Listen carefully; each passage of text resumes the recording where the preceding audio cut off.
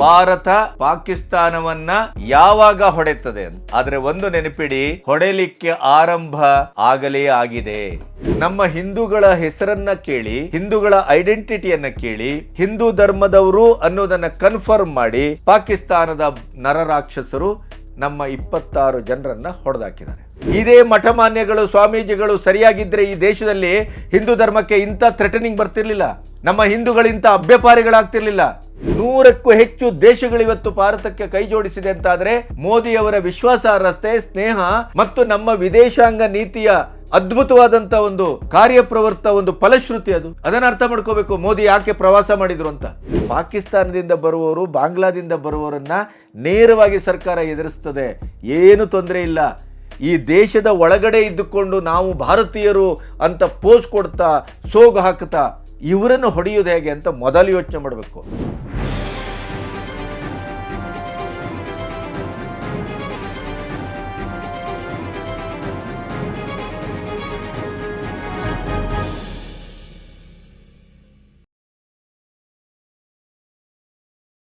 ನಮಸ್ತೆ, B Ganapati news ಚಾನೆಲ್ಗೆ ಸ್ವಾಗತ.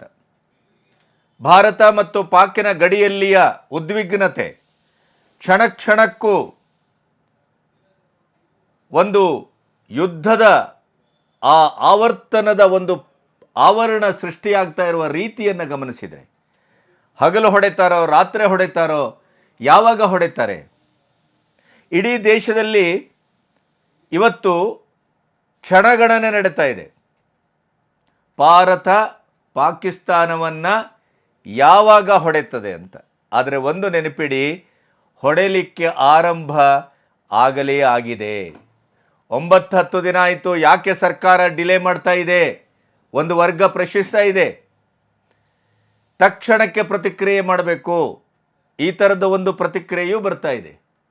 ಆದರೆ ಯಾವತ್ತೂ ಒಂದು ನೆನಪಿಡಿ, ಎದುರಾಳಿಯನ್ನು ಎದುರಿಸುವುದಕ್ಕೆ ಒಂದು ಆಯಾಮಗಳು ಅಂತಿರ್ತವೆ. ಅದು ಕೇವಲ ಯುದ್ಧ ಭೂಮಿಯಲ್ಲಿ ಹೋಗಿ ಬ್ಯಾಟಲ್ ಫೀಲ್ಡಲ್ಲಿ ಶಸ್ತ್ರಾಸ್ತ್ರಗಳ ಪ್ರಯೋಗದಿಂದಲೇ ಯುದ್ಧವನ್ನು ಆರಂಭಿಸಬೇಕು ಅಂತಿಲ್ಲ. ಯುದ್ಧಕ್ಕೆ ಒಂದು ಪೂರ್ವ ತಯಾರಿ ಅಂತಿದೆ. ಆ ತಯಾರಿಯಲ್ಲೇ ಶತ್ರುವನ್ನು 90% ಮಣಿಸತಕ್ಕದ್ದು ಮಣಿಸಬೇಕು. ಯಾವ ರೀತಿ ಬರ್ಬೋದು? ಏರ್ ಸ್ಟ್ರೈಕ್ ಮಾಡ್ಬೋದಾ? ಸರ್ಜಿಕಲ್ ಸ್ಟ್ರೈಕ್ ಮಾಡ್ಬೋದಾ? ಪಂಜಾಬ್ ಮೂಲದಿಂದ ಹೊಡೆಬೋದಾ? POKಯನ್ನು ಕಾನ್ಸಂಟ್ರೇಟ್ ಮಾಡ್ತಾ ಇದ್ದಾರಾ? ಅಥವಾ ಏಕದಮ್ ಲಾಹೋರಿಗೇ ದಾಳಿ ಇಡ್ತಾರಾ? ಏನು ಮಾಡ್ಬೋದು?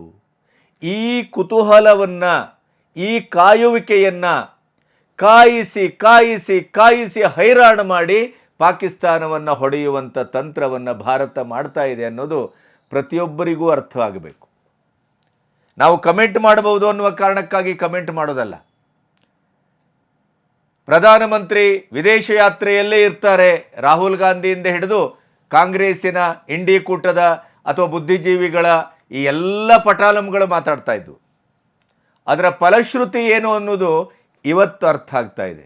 ಪಾಕಿಸ್ತಾನವನ್ನು ಭಿಕ್ಷಾ ಪಾತ್ರೆ ಹಿಡಿಯುವಾಗೆ ಮಾಡ್ತೇನೆ ಅಂತ ಘೋಷಿಸಿ 2014ರಲ್ಲಿ ಪ್ರಧಾನಿಯಾದರು ಮೋದಿ. ಅಕ್ಷರಶಃ ಅದನ್ನು ಮಾಡಿದರು. ಪಾಕಿಸ್ತಾನವನ್ನು ಸಂಪೂರ್ಣವಾಗಿ ಸರ್ವನಾಶ ಮಾಡ್ತೇವೆ ಅಂತ ಹೇಳಿದರು. ಅದರ ಕ್ಷಣಗಣನೆ ಆರಂಭ ಆಗಿದೆ. ಪಾಕಿಸ್ತಾನವನ್ನು ಛಿದ್ರಗೊಳಿಸ್ತೇವೆ, ಅದರ ಕ್ಷಣಗಣನೆಯೂ ಆರಂಭ ಆಗಿದೆ. ಪಾಕಿಸ್ತಾನವನ್ನು ಪಾಕಿಸ್ತಾನದ ನೆಲದಲ್ಲೇ ಒಂಟಿಯಾಗಿಸ್ತೇವೆ ಮತ್ತು ಏಕಾಂಗಿಯಾಗಿಸ್ತೇವೆ.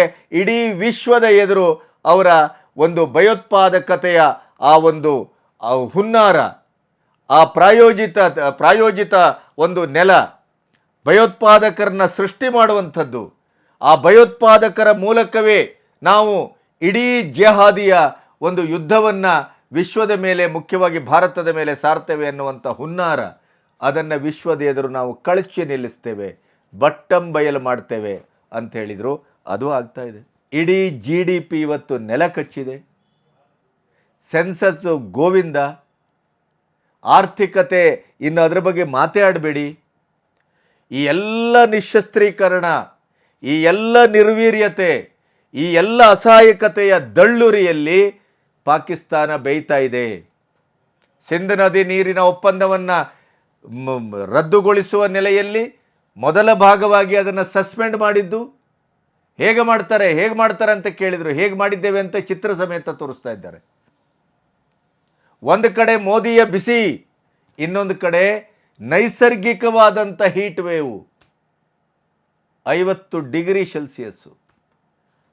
ಈಗಾಗಲೇ POKಯಲ್ಲಿ 1000ಕ್ಕೂ ಹೆಚ್ಚು ಮದರಸೆಗಳನ್ನು ಕ್ಲೋಸ್ ಮಾಡಲಾಗಿದೆ. ಯಾಕೆಂತಂದರೆ POKಯೇ ಭಾರತದ ಮೊದಲ ದಾಳಿ ಅನ್ನುವಂಥ ನಿರೀಕ್ಷೆ ಅವ್ರಿಗೆ ಹುಟ್ಟಿದೆ.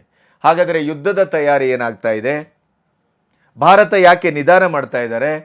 ಅದರ ಜೊತೆಗೆ ಕೆಲವು ನಾಲಿಗೆ ಚಪರಾಸಿಗಳು ಈ ಭಾರತದ ಒಟ್ಟು ಯೋಜನೆಯ ಬಗ್ಗೆ ಇನ್ನೂ ಮುಂದುವರಿಸಿದ್ದಾರೆ ಮಾತನ್ನು.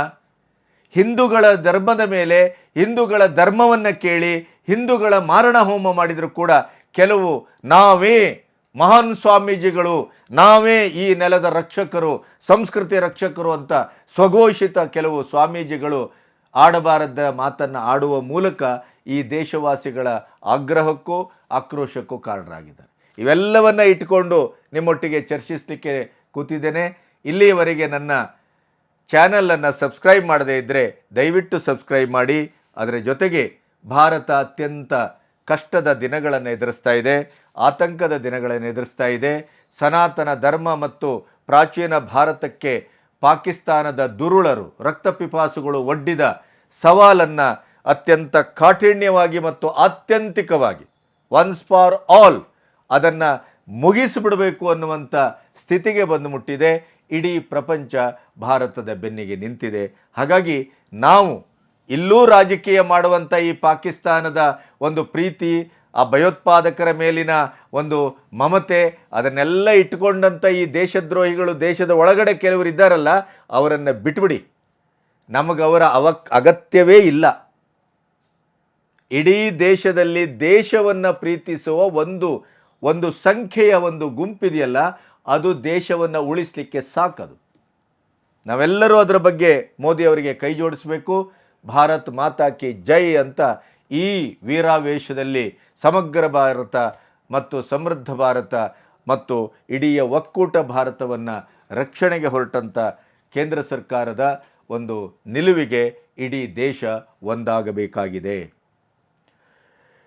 ಇವತ್ತಿನ ಒಟ್ಟು ಡೆವಲಪ್ಮೆಂಟ್ ಏನು ಅಂತಂದರೆ, ಬಹಳ ಮುಖ್ಯವಾಗಿ Indian security agency NIA Pak ಭಯೋತ್ಪಾದಕತೆಯನ್ನು ಸ್ಪಾನ್ಸರ್ ಮಾಡ್ತಾ ಇರುವುದರ ಬಗ್ಗೆ ಪಕ್ಕಾ ಸಾಕ್ಷ್ಯಗಳನ್ನು ಕಲೆ ಹಾಕಿದೆ. ಯಾರ್ಯಾರು ಸಹಾಯ ಮಾಡ್ತಾ ಇದ್ರೋ ಅವರ 100,000 ಮನೆಗಳಿಗೆ ಹೊಕ್ಕಿ ಹೊಡೆತಾ ಇದೆ. ಮತ್ತು ಎಲ್ಲರೂ ಕೂಡ POKಯ ಆ ಒಂದು ಏರಿಯಾದಲ್ಲೇ ಇಲ್ಲಿ ನಮ್ಮ ಧರ್ಮ ಕೇಳಿ ಏನು ನಮ್ಮ 26 ಜನರ ಮರಣಕ್ಕೆ ಕಾರಣರಾದ್ರಲ್ಲ, ಆ ನರರಾಕ್ಷಸರು ಅಲ್ಲಿಯ ಬಂಕರ್ಗಳಲ್ಲಿ ಅಡಗಿದ್ದಾರೆ ಅನ್ನುವಂಥ ಒಂದು ಪತ್ತೆಯನ್ನು ಕೂಡ ಭಾರತ ಸರ್ಕಾರ ಮಾಡಿದೆ, ಭಾರತೀಯ ಸೇನೆ ಮಾಡಿದೆ. ಅದಕ್ಕಿಂತ ಮುಖ್ಯವಾದಂಥದ್ದು, ರಾಜಸ್ಥಾನದಲ್ಲಿ ಪಾಕಿಸ್ತಾನದ ಗೂಢಚಾರರನ್ನು ಬಂಧಿಸಲಾಗಿದೆ. ಹಿಂದೊಮ್ಮೆ ಇಂಟೆಲಿಜೆನ್ಸ್ ಡಿಪಾರ್ಟ್ಮೆಂಟು 1 ತಿಂಗಳ ಹಿಂದೆ ಅವನನ್ನು ಬಂಧಿಸಿತ್ತು. ಆದರೆ ಪಠಾನ್ ಖಾನ್ ಅನ್ನುವಂಥ ಈ ವ್ಯಕ್ತಿ ಬಂಧಿಸಿದಾಗ ಸರಿಯಾಗಿ ಬಾಯಿ ಬಿಡದೇ ಇರೋದ್ರಿಂದ ಬಿಟ್ಟು ಅವನನ್ನು ಹಿಡಿಯುವ ತಂತ್ರಕ್ಕೆ ಮುಂದಾಗಿತ್ತು. ಅವನ ಮೇಲೆ ಒಂದು ಕಣ್ಣಿಟ್ಟಿತ್ತು. ಕೊನೆಗೂ ಅವನು ಪಾಕಿಸ್ತಾನದ ISI ಏಜೆಂಟ್ ಅನ್ನೋದು ಪಕ್ಕಾ ಆಗಿದೆ. ಅವನನ್ನು ಬಂಧಿಸಲಾಗಿದೆ. ಭಾರತ ಪಾಕ್ ಗಡಿಯಲ್ಲಿ ಸರ್ವಸನ್ನದ್ಧ ತಯಾರಿ ನಡೀತಾ ಇದೆ. ಸೂರತ್ ಗಡಿ ತಲುಪಿದೆ INS. ಕತ್ತಲೆಯ ರಾತ್ರಿ ಕಾರ್ಯಾಚರಣೆಗೆ ಇಡೀ ನಮ್ಮ ಸೇನೆ ಸಿದ್ಧವಾಗಿ ನಿಂತಿದೆ. ಪ್ರಧಾನಿ ಮೋದಿ ಸಾಲು ಮೀಟಿಂಗ್ ಮಾಡ್ತಾ ಇದ್ದಾರೆ. ಅದರ ಮಧ್ಯೆನೇ ಕೇರಳದ ಬಂದರು ಉದ್ಘಾಟನೆಯಲ್ಲಿ ಅವರು ಪಾಲ್ಗೊಂಡಿದ್ದಾರೆ. ಅಲ್ಲಿ ಶಶಿ ತರೂರ್ ಮತ್ತು ಮೋದಿಯವರ ಒಂದು ಆತ್ಮೀಯವಾದಂಥ ಒಂದು ಮಾತುಕತೆ ಇಡೀ ದೇಶದ ರಾಜಕೀಯದಲ್ಲಿ ಒಂದು ಹೊಸ ಸಂಚಲನವನ್ನು ಸೃಷ್ಟಿಸಿದೆ. ಪ್ರತಿಕಾರಕ್ಕೆ ಕ್ಷಣಗಣನೆ, ತರಾತುರಿಯಲ್ಲಿ ನಾವು ಹೊಡೆಯುವುದಿಲ್ಲ, ಕಾಯಿಸಿ ಬೇಯಿಸಿ ಅವರನ್ನು ಬರ್ಬಾದ್ ಮಾಡ್ತೇವೆ ಅನ್ನುವಂಥ ಒಂದು ತಂತ್ರ ಇದೆಯಲ್ಲ, ಅದು ಅಕ್ಷರಶಃ ಫಲಿಸ್ತಾ ಇದೆ. ಪಾಕಿಸ್ತಾನ ಸಂಪೂರ್ಣವಾಗಿ ಕಂಗಾಲಾಗಿದೆ. ಪಾಕಿಸ್ತಾನದಲ್ಲಿ ಇನ್ನೊಂದು ಸಮಸ್ಯೆ ಉದ್ಭವ ಆಗಿದೆ. ಪ್ರಧಾನಿ ಮತ್ತು ಸೈನ್ಯಾಧಿಕಾರಿಯ ಎದುರು ದೊಡ್ಡದಾದಂಥ ಒಂದು ಜಟಾಪಟಿ ಏರ್ಪಟ್ಟಿದೆ. ಶಹಬಾಜ್ ಶರೀಫ್ ಯುದ್ಧ ಬೇಡ ಅಂತಾರೆ, ಮಿಲಿಟರಿ ಮುಖ್ಯಸ್ಥ ಮುನೀರ್ ಯುದ್ಧ ಬೇಕು ಅಂತಿದ್ದಾರೆ. ಅಲ್ಲಿ ಒಂದು ದಂಗೆ ಹುಟ್ಟುಕೊಂಡಿದೆ. ಈ ದಂಗೆಯ ಒಂದು ಉಚ್ಚೃಂಖಲ ಸ್ಥಿತಿ ಏನಾಗಬಹುದು ಅಂತಂದರೆ, ಕೊನೆಗೂ ಪ್ರಧಾನಿಯನ್ನು ಎಳೆದು ಶರ್ಟ್ ಹಿಡಿದು ಎಳೆದು ಕೆಳಗೆ ಬಿಸಾಡಿ ಅವನನ್ನು ಜೈಲಿಗಟ್ಟಿ ಅವನ ಮೇಲೆ ಒಂದಿಷ್ಟು ಕೇಸ್ ಹಾಕಿ ಕೊನೆಗೆ ಸೈನ್ಯಾಧಿಕಾರಿಯೇ ಪಾಕಿಸ್ತಾನವನ್ನು ಆಳುವಂಥ ಸ್ಥಿತಿ. ಸೈನ್ಯದ ದಂಗೆ ಎಲ್ಲ ಆ ರೀತಿಯ ಆವುಟವನ್ನು ತೋರಿಸ್ತಾ ಇದೆ. ಆದ್ದರಿಂದ ಅಲ್ಲಿ ಸೇನಾಡಳಿತ ಬರುವಂಥ ಎಲ್ಲ ಲಕ್ಷಣಗಳು ಇದೆ. ಪಾಕಿಸ್ತಾನದಲ್ಲಿ ಸೇನಾಡಳಿತ ಬಂದಾಗೆಲ್ಲ ಭಾರತದ ಮೇಲೆ ಯುದ್ಧಕ್ಕೆ ಬಂದಿದ್ದಾರೆ ಅವರು. ಹೀಗಾಗಿ ಇಂತಹ ಒಂದು ಪರಿಸ್ಥಿತಿಯಲ್ಲಿ ಇವತ್ತು ಟೆಮ್ಮಿ ಬ್ರೂಸ್ ಅವರು ಸ್ಪೋಕ್ಸ್ಮನ್, ಅಮೆರಿಕನ್ ಸರ್ಕಾರದ ಸ್ಪೋಕ್ಸ್ಮನ್ ಟೆಮ್ಮಿ ಬ್ರೂಸ್ ಅವರು ಇವತ್ತು ಬೆಳಗ್ಗೆ ಒಂದು ಪ್ರೆಸ್ ಕಾನ್ಫರೆನ್ಸನ್ನು ಮಾಡಿ ಭಯೋತ್ಪಾದಕತೆಯ ನಿರ್ಮೂಲನೆಗೆ ಪಾಕಿಸ್ತಾನ ಭಯೋತ್ಪಾದಕತೆಯ ಸ್ವರ್ಗ ಅನ್ನೋದು ಇವತ್ತು ವಿಶ್ವಕ್ಕೆ ಅರಿವಾಗಿದೆ, ಅಮೆರಿಕ ಸರ್ಕಾರಕ್ಕೆ ಅರಿವಾಗಿದೆ. ಆದ್ದರಿಂದ ಭಾರತಕ್ಕೆ ಅತ್ಯಂತ ಸಂಪೂರ್ಣವಾದಂಥ ಬೆಂಬಲವನ್ನು ನಾವು ಘೋಷಿಸ್ತೇವೆ ಅನ್ನೋದನ್ನು ಲೇಟೆಸ್ಟ್ ಆಗಿ ಪಾಕಿಸ್ತಾನಕ್ಕೆ ಬಿಸಿ ಮುಟ್ಟುವ ರೀತಿಯಲ್ಲಿ ಪಾಕಿಸ್ತಾನದ ಪ್ರಧಾನಿಗೆ ಇನ್ನಿಲ್ಲದ ರೀತಿಯಲ್ಲಿ ಕ್ಲಾಸ್ ತೆಗೆದುಕೊಳ್ಳಲಾಗಿದೆ. ಅದರ ಜೊತೆಗೆ ಭಾರತದ ಪ್ರಧಾನಿ ಮೋದಿಯವರಿಗೆ ನಾವು ಸಂಪೂರ್ಣ ಬೆಂಬಲವನ್ನು ಘೋಷಿಸ್ತೇವೆ ಅಂತ ಅಮೆರಿಕ ಹೇಳಿದೆ. Yesterday, for those of you who were unaware of this, the Secretary spoke with Indian External Affairs Minister Jay Shankar and Pakistani Prime Minister Sharif. As the President articulated to Prime Minister Modi last week, the United States stands strong with India against terrorism, and Prime Minister Modi has our full support. The Secretary encouraged both countries to work toward a responsible solution that maintains long-term, I should say, let me correct that, a responsible resolution that maintains long-term peace and regional stability in South Asia. We continue to be in touch with the governments of both countries, as I mentioned, at multiple levels. And that's what I have for you in the sense of the general overview after those phone. ಈಗಾಗಲೇ Russia ಬೆಂಬಲ ಸಂಪೂರ್ಣವಾಗಿ ಸಿಕ್ಕಿದೆ. ಅದರ ಮಧ್ಯದಲ್ಲಿ England ಕೂಡ ಸಂಪೂರ್ಣ ಬೆಂಬಲವನ್ನು ಕೊಟ್ಟಿದೆ. 100 ದೇಶಗಳು, ಭಾರತಕ್ಕೆ ಸಂಬಂಧಪಟ್ಟು 100 ದೇಶಗಳು ಈಗಾಗಲೇ ನಮಗೆ ಬೆಂಬಲವನ್ನು ಘೋಷಿಸಿದೆ. ಇದರ ಮಧ್ಯೆ ಸಿಂಧ್ ನದಿಯ ನೀರನ್ನು ಹೇಗೆ ಬಿಡ್ತೀರಿ, ಹೇಗೆ ತಡ್ಕೊಳ್ತೀರಿ, ಪಾಕಿಸ್ತಾನಕ್ಕೆ ಬಿಡದೇ ಇದ್ದರೆ ಅದನ್ನು ಹೇಗೆ ಶೇಖರಿಸ್ತೀರಿ, ಶೇಖರಿಸಲಿಕ್ಕೆ ನಿಮ್ಮ ಹತ್ರ ಏನಿದೆ, ಈ ಎಲ್ಲ ಮಾತುಗಳನ್ನು ಆಡ್ತಾ ಇದ್ರಲ್ಲ, ಅವರಿಗೆ ಇಡೀ ಸ್ಯಾಟಲೈಟ್ ಪಿಕ್ಚರ್ಗಳನ್ನೇ ಭಾರತ ಸರ್ಕಾರ ತೋರಿಸಿದೆ. ಅದರ ಜೊತೆಗೆ ನಿಮಗೆ ಈಗ ನಾವೊಂದು ವಿಡಿಯೋ ತೋರಿಸ್ತೇವೆ. ಪಾಕಿಸ್ತಾನದ ನದಿ, ಸಿಂಧ್ ನದಿಯ ನೀರಿನಿಂದ ತುಂಬಿ ಹರಿತಾ ಇರುವಂಥ ನದಿ ಸಂಪೂರ್ಣವಾಗಿ ಬತ್ತಿ ಹೋಗಿದ್ದೆ ಹೇಗೆ ಅನ್ನೋದನ್ನು ಕೂಡ ತೋರಿಸ್ತೇವೆ. ಯಾಕೆಂತಂದರೆ ಈ ಕೆಲವು ಮೂರ್ಖ ಶಿಖಾಮಣಿಗಳು ಭಾರತದ ಒಳಗಿದ್ದು ಭಾರತದ ಒಂದು ದ್ರೋಹವನ್ನು ಬಯಸುವವರು, ಭಾರತದ ಒಳಗಿದ್ದು ಭಾರತದ ವಿರೋಧವನ್ನು ವ್ಯಕ್ತಪಡಿಸುವವರು, ಭಾರತದ ಒಳಗಿದ್ದು ಪಾಕಿಸ್ತಾನ ಮತ್ತು ಭಯೋತ್ಪಾದಕರ ಪರವಾಗಿ ನಿಂತು ರಾಜಕೀಯದ ಬೇಳೆಯನ್ನು ಬೇಯಿಸ್ಕೊಳ್ಳುವವರು ಏನು ಹೇಳ್ತಾ ಇದ್ರು, ಸಿಂಧ್ ನದಿಯ ನೀರನ್ನು ಹೇಗೆ ನಿಲ್ಲಿಸ್ತೀರಿ, ಹೇಗೆ ನಿಲ್ಲಿಸ್ಲಿಕ್ಕೆ ಸಾಧ್ಯ, ನಿಲ್ಲಿಸುವ ಸಾಧ್ಯತೆ ಇದೆಯೇ, ಮನಸ್ಸು ಮಾಡಿದರೆ ಸಾಧಿಸುವ ಛಲ ಇದ್ದರೆ ಸಬಳವನ್ನು ನುಂಗಬಹುದಂತೆ, ಅಂಥ ಕೆಲಸವನ್ನು ಮೋದಿ ಮಾಡಿ ತೋರಿಸಿದ್ದಾರೆ. ಅದರ ಜೊತೆಗೀಗ ಸಿಂಧು ನದಿಯ ನೀರನ್ನು ಒಂದು ಹನಿಯನ್ನು ನಾವು ಬಿಡುವುದಿಲ್ಲ ಅನ್ನುವಂಥ ವಾಗ್ವಾದವನ್ನು ಸಂಪೂರ್ಣವಾಗಿ ಕಾರ್ಯಾಚರಣೆಗೆ ಇಳಿಸಿದಂಥ ಈ ಒಂದು ದೇಶದ ಒಂದು ಧೀಮಂತಿಕೆ ಇದೆಯಲ್ಲ ಮೋದಿಯವರ ಆಡಳಿತದ್ದು, ಅದು ಇವತ್ತು ಜಗತ್ತಿನ ಪ್ರಶಂಸೆಗೆ ಒಳಗಾಗಿದೆ. ಅಷ್ಟು ಸುಲಭ ಇರಲಿಲ್ಲ.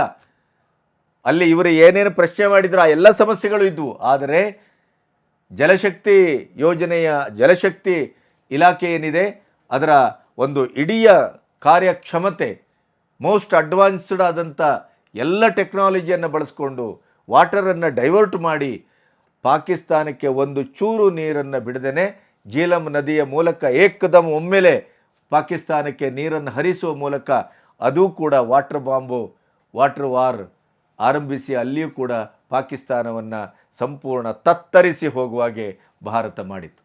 ಈಗ ಇಲ್ಲಿಯವರೆಗೆ ಏನಾಗಿತ್ತು, 60 ವರ್ಷದಿಂದ ಸಿಂಧ್ ಒಪ್ಪಂದ ಇದ್ದದ್ರಿಂದ ಅಲ್ಲಿ ಪ್ರತಿ ವರ್ಷ ಮೀಟಿಂಗ್ ಆಗಬೇಕು, ಅಂಕಿಅಂಶ ವಿಲೇವಾರಿ ಮಾಡ್ಕೋಬೇಕು, ಆಮೇಲೆ ಇದ್ರದ್ದು ಏನು ಡ್ಯಾಮಿನ ಯಾವುದೇ ರೀತಿಯ ಶುದ್ಧೀಕರಣ, ಹೂಳೆತ್ತುವ ಅಥವಾ ಅದನ್ನು ಎತ್ತರಿಸುವ ಅಥವಾ ಇನ್ನೊಂದೆರಡು ಪ್ರಾಜೆಕ್ಟ್ ಮಾಡುವ ಯಾವ ಕೆಲಸಕ್ಕೂ ಪಾಕಿಸ್ತಾನ ಅಡ್ಡಿ ಆತಂಕವನ್ನೇ ತಂದೊಡ್ತಾ ಇತ್ತೆ ಹೊರತು ಅದು ಯಾವುದನ್ನು ಮಾಡಲಿಕ್ಕೆ ಬಿಟ್ಟಿರಲಿಲ್ಲ. ಈಗ ಅದನ್ನೇ ಸಸ್ಪೆಂಡ್ ಮಾಡಿರೋದ್ರಿಂದ ಜಿನೆವಾ ಒಪ್ಪಂದದ ಪ್ರಕಾರ ಸರ್ಕಮ್ಸ್ಟೆನ್ಸಸ್ ಚೇಂಜ್ ಆದರೆ ಭಾರತಕ್ಕೆ ಅದು ಹೊಡೆತ ಬೀಳುವ ರೀತಿಯಲ್ಲಿ ನಮಗೆ ತೊಂದರೆದಾಯಕವಾಗಿ ಅದು ನಿರಂತರವಾಗಿ ಕೆಲಸವನ್ನು ಮಾಡಿದರೆ ಆವಾಗ ಈ ಒಪ್ಪಂದವನ್ನು ರದ್ದು ಮಾಡಲೂಬಹುದು, ಸಸ್ಪೆಂಡು ಮಾಡಬಹುದು ಅಂತೇನಿತ್ತಲ್ಲ, ಅದರ ಆಧಾರದಲ್ಲೇ ಇದನ್ನು ಮಾಡಿದ್ದು. ಅದು 60 ವರ್ಷದ ಹಿಂದೆ ವರ್ಲ್ಡ್ ಬ್ಯಾಂಕಿನ ನೇತೃತ್ವದಲ್ಲಿ ಈ ಒಪ್ಪಂದ ನಡೆದಿರುವುದರಿಂದ ಅದರ ಮಧ್ಯೆ ಇದನ್ನು ಬೇರೆ ರೀತಿಯಲ್ಲಿ ಅದನ್ನು ನಾವು ಬದಲಾಯಿಸಿಕೊಳ್ಳಿಕ್ಕೆ ಸಾಧ್ಯ ಆಗಿರಲಿಲ್ಲ. ಈಗ ಕೋಲು ಕೊಟ್ಟು ಪೆಟ್ಟು ತಿಂದ ಹಾಗೆ ಪಾಕಿಸ್ತಾನ ಮಾಡಿತು. ಪೆಹಲ್ಗಾಮ್ನಲ್ಲಿ ಬಂದು ನನ್ನ ಅಮಾಯಕ 26 ಜನರ ಚೆಂಡಾಡಿದ್ರಿಂದ ಧರ್ಮದ ಹೆಸರಿನಲ್ಲಿ ಅದು ಇಡೀ ಭಾರತ ಕುದಿದು ಪ್ರತಿಕಾರಕ್ಕೆ ಒಂದು ಹುಮ್ಮಸ್ಸಿನ ಆ ಆಕ್ರೋಶವನ್ನು, ಆಕ್ರಮಣದ ನೀತಿಯನ್ನು ಒಂದು ಹೊಂದಿರೋದ್ರಿಂದ ಅದರ ಪ್ರಥಮ ಭಾಗವಾಗಿ ಸಿಂಧ್ ಒಪ್ಪಂದವನ್ನು ಬರ್ಖಾಸ್ತುಗೊಳಿಸಿತು. ಅದರ ಹಿನ್ನೆಲೆಯಲ್ಲಿ ಈಗ ಸಂಪೂರ್ಣವಾಗಿ ಸಿಂಧ್ ನದಿಯ ಒಂದು ಅವಲಂಬಿಸಿ ಏನೇನು ಯೋಜನೆಗಳಿದ್ದವು ಆ ಎಲ್ಲ ಯೋಜನೆಗಳನ್ನು ಸಮರೋಪಾದಿಯಲ್ಲಿ ಕಾರ್ಯರೂಪಕ್ಕೆ ತರಲಿಕ್ಕೆ ಹೆಚ್ಚು ಕಮ್ಮಿ 68,000 ಕೋಟಿಯ ಯೋಜನೆಯನ್ನು ಭಾರತೀಯ ಒಂದು ಈ ಸಿಂಧ್ ನದಿಯ ಪ್ರಾಜೆಕ್ಟನ್ನು ಈಗ ಎತ್ಕೊಳ್ತಾ ಇದೆ, ಕೈಗೆತ್ಕೊಳ್ತಾ ಇದೆ ಭಾರತ. ಇದು ಒಂದು ಬಹಳ ದೊಡ್ಡ ಒಂದು ಸ್ಟೆಪ್ ಇದು. ಯಾಕೆಂದರೆ ಇನ್ನು ಯಾವುದೇ ದೊಣೆ ನಾಯಕನನ್ನು ಕೇಳಬೇಕಾಗಿಲ್ಲಲ್ಲ, ನಾವು ಮಾಡುವ ಯಾವುದೇ ಕೆಲಸ ಇದ್ದರೂ ಅದನ್ನು ನಾವು ಮಾಡ್ತೇವೆ. ಒಂದು 8 ವಿಶೇಷ ಪ್ರಾಜೆಕ್ಟ್ಗಳು ಲಡಾಖ್ನಲ್ಲಿ ಈಗ ಸರ್ಕಾರ ಅದನ್ನು ಕ್ಲಿಯರ್ ಮಾಡಿದೆ. 10 ಹೈಡ್ರೋ ಪ್ರಾಜೆಕ್ಟನ್ನು ಸಿಂಧ್ ನದಿಗೆ ತರ್ತಾ ಇದೆ. ಹಾಗಾಗಿ ಇಲ್ಲಿ ಯಾವುದೇ ರೀತಿಯಲ್ಲೂ ವಿಶ್ವಸಂಸ್ಥೆಯು ನಮ್ಮ ಅಂದಿಗೆ ನಿಂತಿದೆ. ವರ್ಲ್ಡ್ ಬ್ಯಾಂಕ್ ಇವತ್ತಿನವರೆಗೂ ಯಾವುದೇ ಇದನ್ನು ಪ್ರಶ್ನಿಸಿಲ್ಲ. ಜಲಾಶಯಗಳನ್ನು ಶುಚಿಗೊಳಿಸುವುದಾಗಬಹುದು, ಹೂಳೆತ್ತುವುದಾಗಬಹುದು, 10 ಹೊಸ ಜಲಾಶಯಗಳನ್ನು ನಿರ್ಮಾಣ ಮಾಡುವಂಥದ್ದಾಗ್ಬೋದು, ಹೈಡ್ರೋ ಪ್ರಾಜೆಕ್ಟ್ಗಳು 10, ಈ ಥರ ಎಲ್ಲವನ್ನು ಇವತ್ತು ಕಾರ್ಯರೂಪಕ್ಕೆ ತರಲಿಕ್ಕೆ ಮೋದಿ ಸರ್ಕಾರ ಸಂಪೂರ್ಣ ಒಂದು ಕ್ರಮವನ್ನು ತೆಗೆದುಕೊಂಡಿದೆ. ಇದು ಪಾಕಿಸ್ತಾನದಲ್ಲಿ 88% ಈ ಸಿಂಧ್ ನದಿಯ ನೀರನ್ನೇ ಅವಲಂಬಿಸಿದ ಕೃಷಿ ಏನಿತ್ತಲ್ಲ ಅದು ಇವತ್ತು ಸಂಪೂರ್ಣವಾಗಿ ಸ್ಥಗಿತಗೊಂಡಿದೆ. ಸಂಪೂರ್ಣವಾಗಿ ಅಲ್ಲಿಯ GDP ಹದ ತಪ್ಪಿದೆ. ಅಲ್ಲಿ ಈಗ ನೀರೂ ಇಲ್ಲ, ಅದರ ಜೊತೆಗೆ ಯುದ್ಧ ಕಾಲ ಮತ್ತು ಮೋದಿಯವರ ಈ ಕಾಯಿಸಿ ಹೊಡೆಯುವ ಈ ತಂತ್ರದಲ್ಲಿ ಪಾಕಿಸ್ತಾನ ಸಂಪೂರ್ಣ ಬರ್ಬಾದಾಗಿದೆ. ಜನ ದಂಗೆ ಇದ್ದಿದ್ದಾರೆ. ಅದರ ಜೊತೆಗೆ ಪಾಕಿಸ್ತಾನದ ಆತ್ಮಘಾತುಕ ಪ್ರವೃತ್ತಿ ಹೇಗಿದೆ ಅಂತಂದರೆ, ಎಂಥ ನಿಷ್ಕರುಣಿ ಪಾಕಿಸ್ತಾನ ಅಂತಂದರೆ ಅದನ್ನು ಹೇಗೆ ಹೇಳಬೇಕು ಅಂತಲೇ ಅರ್ಥ ಆಗೋದಿಲ್ಲ. ಇಲ್ಲಿ ದೂರದ ಬೆಟ್ಟ ಕಣ್ಣಿಗೆ ನುಣ್ಣಿಗೆ ಅನ್ನುವ ಹಾಗೆ ಇಲ್ಲಿರುವ ಬಡ್ಡಿ ಮಕ್ಕಳೆಲ್ಲ ವಿಧಾನಸೌಧದಲ್ಲೇ ಪಾಕಿಸ್ತಾನಕ್ಕೆ ಜಿಂದಾಬಾದ್ ಅಂತಿದ್ರು. ಏನೂ ಮಾಡಿಲ್ಲ. ಇದೇ ಈಗ ಲಾರ್ಡ್ ಹೇಳ್ತಾ ಇದ್ದಾರೆ, ಪಾಕಿಸ್ತಾನಕ್ಕೆ ಜಿಂದಾಬಾದ್ ಅನ್ನುವವರನ್ನು ಒಳಗಟ್ಟಿ ನೀವೇನು ಕಟ್ಟಿದ್ದೀರಿ, ನೀವೇನು ಒಳಗೆ ಹಾಕಿದಿರಿ ಅವತ್ತು? ಅದು ಹಾಗೆ ಹೇಳಲೇ ಇಲ್ಲ, ನಮ್ಮ ಕಿವಿ ಕೇಳಲೇ ಇಲ್ಲ. ಇಂಥ ನಾಟಕ ಮಾಡಿದ್ರಿ.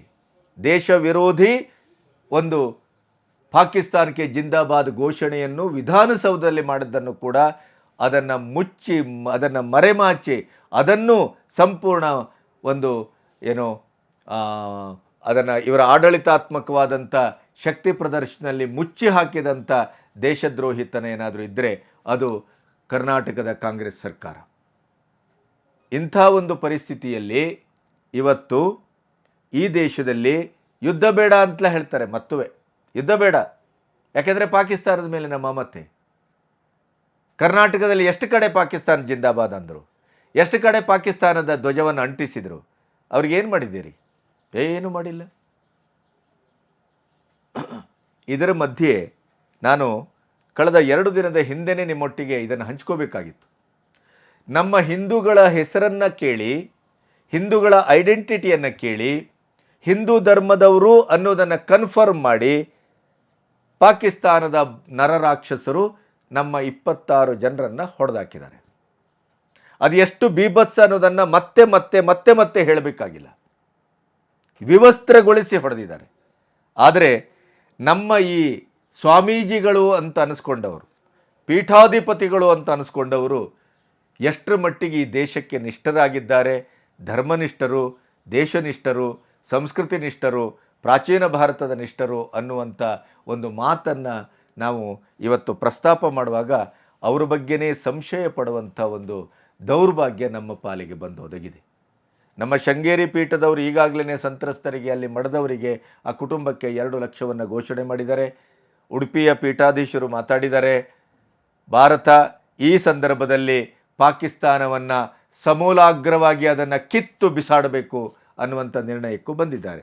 ಬಹುತೇಕ ಸ್ವಾಮೀಜಿಗಳು ಇವತ್ತು ಮಾತಾಡಲಿಕ್ಕೆ ಶುರು ಮಾಡಿದ್ದಾರೆ. ಆದರೆ ಭಾರತೀಯ ಸಂಸ್ಕೃತಿ, ಪ್ರಾಚೀನ ಭಾರತ, ನಮ್ಮ ದೇಶೀಯತೆ ಅಥವಾ ಅಖಂಡ ಭಾರತ ಇಂಥ ಶಬ್ದಗಳು ಬಳಕೆಯಾದಾಗೆಲ್ಲ ಅದರ ಉತ್ತರದಾಯಿತ್ವವನ್ನು ಹೊರಬೇಕಾದಂಥದ್ದು ಯಾರು ಅಂತಂದರೆ ಅದು ಮಠಮಾನ್ಯಗಳು, ಸ್ವಾಮೀಜಿಗಳು. ಆದರೆ ದೌರ್ಭಾಗ್ಯ ಏನು ಗೊತ್ತುಂಟ? ಉತ್ತರ ಪ್ರದೇಶದ ಆಗ್ರಾದಲ್ಲಿರುವಂಥ ಶಂಕರ ಪೀಠದ ಅವಿಮುಕ್ತಾನಂದ ಸರಸ್ವತಿ ಮಹಾಸ್ವಾಮಿಗಳು ಭಾರತದ ವಿರುದ್ಧ, ಮೋದಿಯ ವಿರುದ್ಧ ಕಾಂಗ್ರೆಸ್ಸಿನವರಿಗಿಂತ ಕೀಳು ಮಟ್ಟದಲ್ಲಿ ಅತ್ಯಂತ ನಿಕೃಷ್ಟವಾಗಿ, ಪ್ರಚೋದನಾತ್ಮಕವಾಗಿ ರಾಜಕೀಯವನ್ನು ಮಾಡಿದ್ದಾರೆ, ಮಾತಾಡಿದ್ದಾರೆ. ಅದು ಅತ್ಯಂತ ಹೇಯ ಅಂತ ಅನಿಸ್ಬೇಕು. भारत देश को चुनौती है तो भारत देश के नेताओं को, हमारी सरकार को उस चुनौती को स्वीकार करके चुनौती देने वालों को सबक सिखाना चाहिए. जो सरकारें हैं वो तो कहीं ना कहीं असफल हो रही हैं. हिंदू होने के नाते हमको मार दिया जाता है. मारने वाला सैकड़ों किलोमीटर से चल के आता है, बड़े बड़े आराम से आ जाता है, आराम से घटना करता है, 30-40 मिनट रुक करके लोगों को मारता है, पूछता है, ये करता है, वो करता है, और फिर आराम से चला जाता है. कहीं चले गए. हमारे घर में कोई घटना होती है तो हम सबसे पहले किसको पकड़ेंगे? सबसे पहले तो चौकीदार को पकड़ेंगे ना, कि तुम कहाँ थे, क्यों ये घटना हो गई तुम्हारे रहते हुए, किस लिए तुमको रखा था. लेकिन यहाँ नहीं ऐसा हो रहा है. यहाँ जो है कहते तो हैं कि हम चौकीदार हैं, लेकिन चौकीदारी अगर की गई होती, हाँ चौकीदार अगर अपने काम में पक्का होता है तो उसके ऊपर आक्रमण करके उसको कोई मार दे, लेकिन फिर कहा जाता है कि इस चौकीदार ने अपना निभाया. यहाँ तो कुछ पता ही नहीं है, कोई लड़ा ही नहीं उनसे. कहाँ है चौकीदार? और चौकीदार के बारे में चर्चा ही नहीं हो रही है. अब कह रहे हैं हम उनको सबक सिखा देंगे, हम ये कर देंगे, हम वो कर देंगे. पाकिस्तान की धरती से आए थे. अरे भाई, पाकिस्तान की धरती से आए थे, इतनी जल्दी कैसे पता चल गया आपको? और अगर इतनी जल्दी आपको पता चल जाता है तो घटना के पहले क्यों नहीं पता चल गया? आप कह रहे हैं कि हम सिंधु नदी का जल रोक देंगे. आपके पास जल को रोकने या उसको डाइवर्ट करके अपने ही यहाँ, अपने ही देश में रख लेने का कोई उपाय ही नहीं है. हमने विशेषज्ञों से पूछा कि अगर हम सिंधु नदी का जल पाकिस्तान में जाने से रोकना चाहते हैं तो हमारे पास क्या व्यवस्था है. उन्होंने कहा हमारे पास कोई व्यवस्था नहीं है. अगर हम आज से शुरू करें कि ऐसी व्यवस्था हम बना ले तो पैसा कितना लगेगा वो तो अभी पूछिए ही मत. अगर पैसा पर्याप्त दे दिया जाए, पैसे के कारण एक दिन भी काम ना रुके, तब भी 20 साल लगेगा, तब हम सिंधु नदी का जल रोक पाएंगे.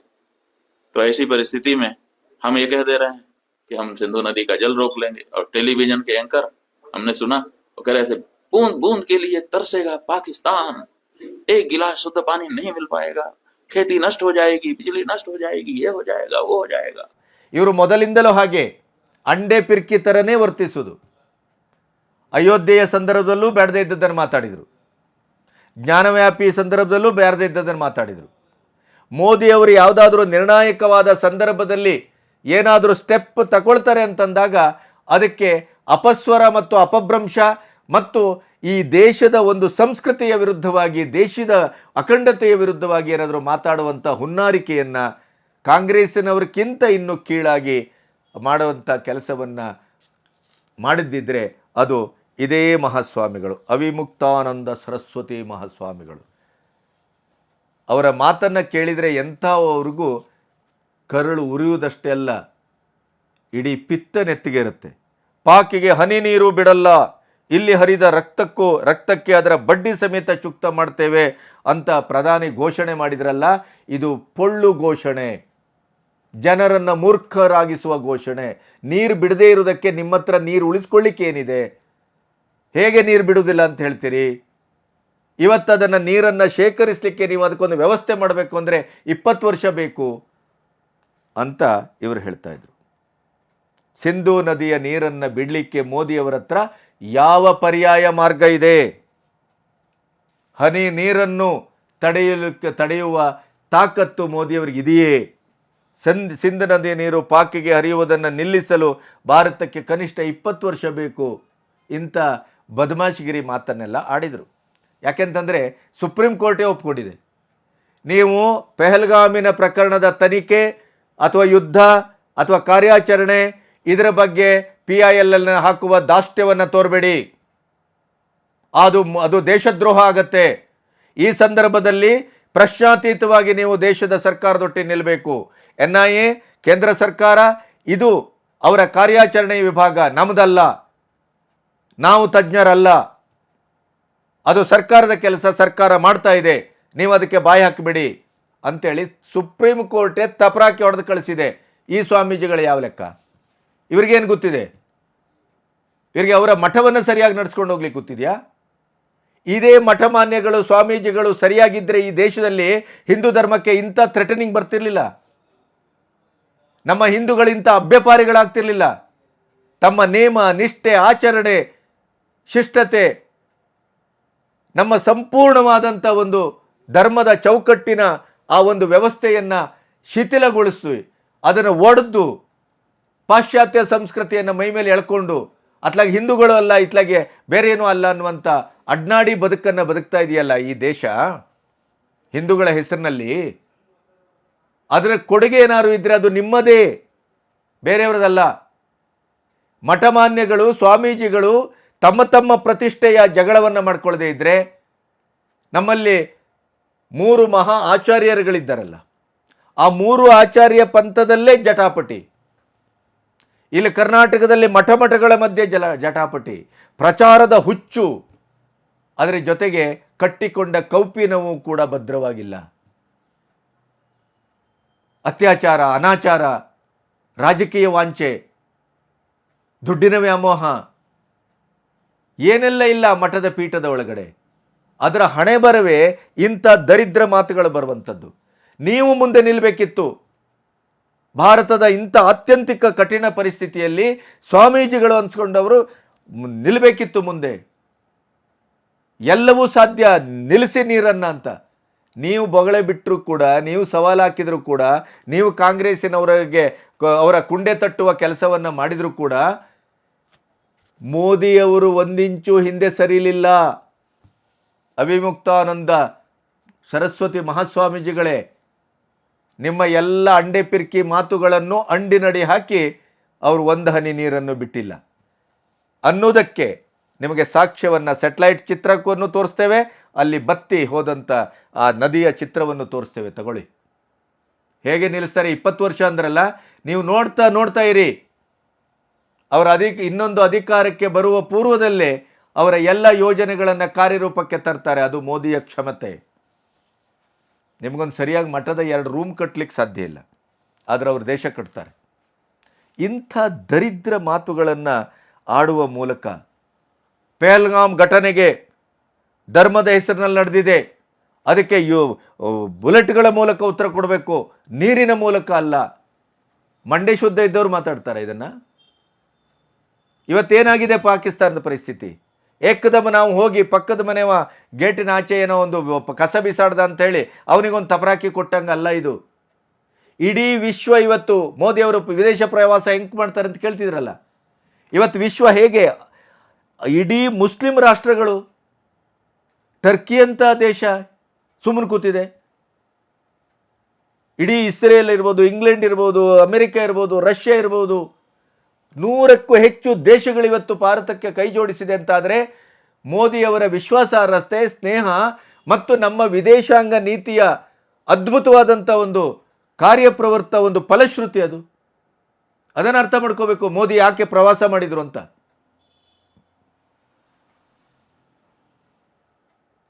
ನೀರು ನಿಲ್ಲಿಸಿಬಿಟ್ರೆ ಭಯೋತ್ಪಾದಕತೆ ನಿಲ್ತದ ಅಂತ ಕೇಳ್ತಾರೆ ಇದೇ ಸ್ವಾಮೀಜಿಗಳು. ಭಯೋತ್ಪಾದಕ ವಿರುದ್ಧ ನೇರ ಕ್ರಮ ಕೈಗೊಳ್ಳುತ್ತೆ. ನೇರ ಕ್ರಮನೂ ಕೈಗೊಳ್ತೇವೆ, ಅಡ್ಡ ಕ್ರಮನೂ ಕೈಗೊಳ್ತೇವೆ, ನೀಟ ಕ್ರಮವನ್ನು ಕೈಗೊಳ್ತೇವೆ. ನೀವು ಮೂಗು ಮುಚ್ಕೊಂಡು ಅಲ್ಲಿ ಧ್ಯಾನ ಮಾಡಿ ಸ್ಪಷ್ಟವಾಗಿ, ಶುದ್ಧವಾಗಿ, ದೇಶ ಒಳ್ಳೆಯದಾಗಲಿ ಅಂತ. ಉಳಿದದ್ದೆಲ್ಲ ಮೋದಿಯವರು ಮಾಡ್ತಾರೆ. ಸುರಕ್ಷಿತ ಕಾಶ್ಮೀರ ಅಂದರೆ 370 ತೆಗೆದ ನಂತರ ಶಾಂತಿ ಭರವಸೆ ಕೊಟ್ಟರೆ ಎಲ್ಲಿ ಹೋಯ್ತು? ಎಲ್ಲವನ್ನೂ ಮಾಡ್ತಾ ಇದ್ದಾರೆ. ಒಂದು ರೌಂಡ್ ಹೋಗಿ ಬನ್ನಿ. ಅಲ್ಲಿಯ ಸ್ಥಳೀಯ ಸರ್ಕಾರ, ಅಲ್ಲಿಯ ಸ್ಥಳೀಯ ಜನತೆ ಕಳೆದ 75 ವರ್ಷಗಳಿಂದ ದೇಶ ವಿರೋಧಿಯ ಉಸಿರನ್ನೇ ಆಡ್ತಾ ಇದ್ದಾರಲ್ಲ ಅವರು. ಎಲ್ಲ ಮೀಡಿಯಾದವರು ಸಮೀಕ್ಷೆ ಮಾಡೋದು ನೋಡಿ. ಕಾಶ್ಮೀರಿಗರು ನಾವು ಅಂತಾರೆ, ಭಾರತೀಯರು ಅಂತ ಹೇಳ್ತಾ ಇಲ್ಲ. ಅವರಿಗೆ ಆ ದರಿದ್ರರಿಗೆ, ದೇಶದ್ರೋಹಿಗಳಿಗೆ ನಮ್ದೆಲ್ಲವೂ ಬೇಕು. ಆದರೆ ಭಾರತೀಯತೆ ಬೇಡ, ಭಾರತೀಯ ಅಖಂಡತೆ ಬೇಡ. ಇಂಥ ನಾಮರ್ದರ ಮಧ್ಯೆಯಲ್ಲಿ ನಾವು 370 ತೆಗೆದು ಅಭಿವೃದ್ಧಿಯ ಮಹಾಪರ್ವವನ್ನು ನೆಲಗತಗೊಳಿಸಿ ಕಾಶ್ಮೀರದಲ್ಲಿ 75 ವರ್ಷ ಇಲ್ಲದೇ ಇದ್ದಂಥ ಒಂದು ಶಾಂತಿಯನ್ನು, ಭರವಸೆಯನ್ನು, ಸುರಕ್ಷಿತತೆಯನ್ನು ನೆಲೆಗೊಳಿಸಲಾಗಿದೆ. ಕಣ್ಣಿಲ್ವ ನಿಮಗೆ? ಮುಕ್ಕೊಂಡು ಕೂತ್ಕೊಂಡು ತಪಸ್ಸು ಮಾಡಿದ್ರು ನಿಮ್ಗೊಂದು ಅಂತಃಶಕ್ತಿ ಚಕ್ಷು ಅಂತ ಇರಬೇಕಲ್ಲ. ದೇಶದ ಬಗ್ಗೆ ಕಿಂಚಿತ್ತು ಕಾಳಜಿ ಇರಬೇಕಲ್ಲ. ಇಂಥ ಸವಾಲುಗಳನ್ನು ನೀವೆಲ್ಲ ಹಾಕೋದು, ಪಾಕಿಸ್ತಾನದವ್ರು ಹಾಕಬೇಕು. ಅಷ್ಟು ಪ್ರೀತಿ ಇದ್ರೆ ನಿಮ್ಮ ಪೀಠ ತಗೊಂಡೋಗಿ ಅಲ್ಲಿ ಕೂತ್ಕೋಬೋದಲ್ಲ. ಮುಟ್ಟಾಳತನ ಅಂತಾರೆ ಇದಕ್ಕೆ. ಇದೆಲ್ಲದಕ್ಕೂ ಮೋದಿಯವರು ಯಾವುದೇ ಉತ್ತರ ಕೊಡದೇನೆ ತಮ್ಮದೇ ಆದಂಥ ಕಾರ್ಯಪ್ರವೃತ್ತರಾಗುವ ಮೂಲಕ ಕಾಯಿಸಿ ಕಾದಾಗ ಬೆಸಿಬೇಕು ಅಂಥೇಳಿ ಇಡೀ ಬಾರ್ಡರಲ್ಲಿ ಪಾಕಿಸ್ತಾನವನ್ನು ಹಣ್ಣುಗಾಯಿ ನೀರುಗಾಯಿ ಮಾಡಲಿಕ್ಕೆ ಎಲ್ಲವನ್ನು ಸಾಧ್ಯತೆ ಮಾಡಿದೆ. ಪಾಕಿಸ್ತಾನದ ನೀಚತನ ಇಡೀ ಪ್ರಪಂಚಕ್ಕೆ ಬೆತ್ತಲಗೊಂಡಿದೆ. ಪಾಕಿಸ್ತಾನದ ಪ್ರಜೆಗಳನ್ನು ನಾವು ಸಂಪೂರ್ಣವಾಗಿ ಒತ್ತಿಗುಡಿಸಿ ಅಲ್ಲಿ ಅಟಾರಿ ಬಾರ್ಡರ್ ಕಳಿಸಿದರೆ ನಿಮ್ಮನ್ನು ನಾವು ಸ್ವೀಕರಿಸುವುದಿಲ್ಲ. ಇಂಥ ದರಿದ್ರ ಅಮಾನುಷವಾದಂಥ ಪಾಕಿಸ್ತಾನವನ್ನು ನಮ್ಮ ದೇಶದಲ್ಲಿದ್ದವರೇ ಅದನ್ನು ಸಪೋರ್ಟ್ ಮಾಡ್ತಾರೆ ಅಂತಾದರೆ ಇವರು ಯಾವ ಮನುಷ್ಯರು? ಟ್ರಂಪ್ ಸರ್ಕಾರ ಬಂದ ಮೇಲೆ ವಿಮಾನಗಳಲ್ಲೇ ಕಳಿಸ್ತು ನಮ್ಮನ್ನು. ಅಲ್ಲಿ ಯಾವುದೇ ಪಾಸ್ಪೋರ್ಟ್ ಇಲ್ಲದೇ ಅಕ್ರಮವಾಗಿ ನುಸುಳನ್ನು ಅವರನ್ನು ಅತ್ಯಂತ ಪ್ರೀತಿ ವಿಶ್ವಾಸದಿಂದ ನಾವು ಸ್ವೀಕರಿಸಲಿಲ್ವಾ? ಅದು ಭಾರತ. ಸ್ವಾಮೀಜಿಗಳಿಗೂ ಅರ್ಥ ಆಗಬೇಕು, ಕಾಂಗ್ರೆಸ್ಸಿನಂಥ ಕಳ್ಳರಿಗೂ ಅರ್ಥ ಆಗಬೇಕು, ಈ ದೇಶದಲ್ಲಿದ್ದಂಥ ಮುಸ್ಲಿಮರಿಗೂ ಅರ್ಥ ಆಗಬೇಕು. ಪಾಕಿಸ್ತಾನಕ್ಕೆ ಜೈ ಅಂತ ಹೇಳ್ತಿರಲ್ಲ, ಎಲ್ಲ ಹೋಗಲು ಬದುಕಿ ನೋಡೋಣ. ಈ ಎಡಚರು ಪಡಚರು ಅವರು ಇವರೆಲ್ಲ ಇದ್ದಿರಲ್ಲ, ಪಾಕಿಸ್ತಾನದ ಅಂಡು ತೊಳೆಯುವವರು. ಹೋಗಿ ಅಲ್ಲಿಗೆ ನೋಡಿ, 4 ದಿನ ಬದುಕಿ ಗೊತ್ತಾಗುತ್ತೆ. ಇಂಥ ದೇಶದ್ರೋಹಿಗಳೇ ಡೇಂಜರಸ್ ರೀ. ಪಾಕಿಸ್ತಾನದಿಂದ ಬರುವವರು, ಬಾಂಗ್ಲಾದಿಂದ ಬರುವವರನ್ನು ನೇರವಾಗಿ ಸರ್ಕಾರ ಎದುರಿಸ್ತದೆ, ಏನು ತೊಂದರೆ ಇಲ್ಲ. ಈ ದೇಶದ ಒಳಗಡೆ ಇದ್ದುಕೊಂಡು ನಾವು ಭಾರತೀಯರು ಅಂತ ಪೋಸ್ ಕೊಡ್ತಾ ಸೋಗು ಹಾಕ್ತಾ ಶರಿಯಾನೇ ನಮ್ಮದು, ನಿಮ್ಮ ಸಂವಿಧಾನ ತೆಗೆದುಕೊಂಡು ಹೋಗಿ ಹೊಳೆಲಾಕಿ ಅನ್ನುವಂಥ ಈ ಪಟ್ಟಭದ್ರನ್ನು, ದೇಶದ್ರೋಹಿಗಳನ್ನು ಇವತ್ತಿಗೂ ವೋಟ್ ಬ್ಯಾಂಕಿಗಾಗಿ ಈ ಇಂಡಿ ಕೂಟ ಕಾಂಗ್ರೆಸ್ನವರು ಇಟ್ಕೊಂಡಿದ್ದಾರಲ್ಲ, ಇವರನ್ನು ಹೊಡೆಯೋದು ಹೇಗೆ ಅಂತ ಮೊದಲು ಯೋಚನೆ ಮಾಡಬೇಕು. ಪಾಕಿಸ್ತಾನದವರನ್ನು ಹೊಡೆದಕ್ಕಿಂತ ಮೊದಲು ಇವರನ್ನು ಹೊಡೆಬೇಕು. ಅದು ಇಲ್ಲಿನ ತುರ್ತಾಗಬೇಕಾಗಿದೆ. ನಮಸ್ತೆ.